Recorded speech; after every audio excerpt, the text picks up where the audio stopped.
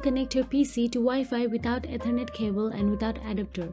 So let's get started.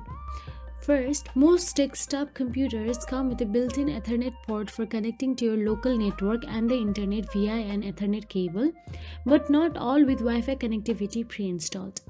You can use a Wi-Fi adapter, of course, but you can also connect a desktop to Wi-Fi without an adapter.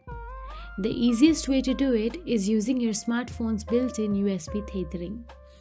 Make sure your PC and smartphones are running the latest version of their respective operating system.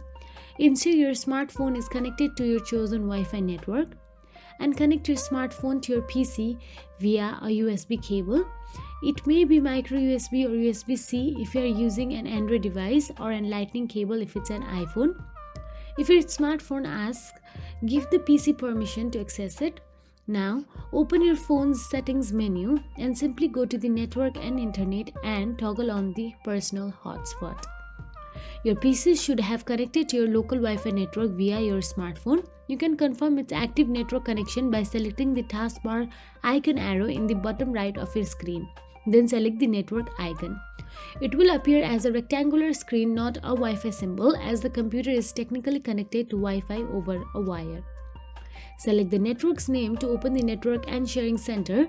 There you will see your newly connected network as being connected. If it says no internet, confirm that your smartphone is on the Wi-Fi network. If it is but you still don't have internet, follow router troubleshooting steps to get yourself back online.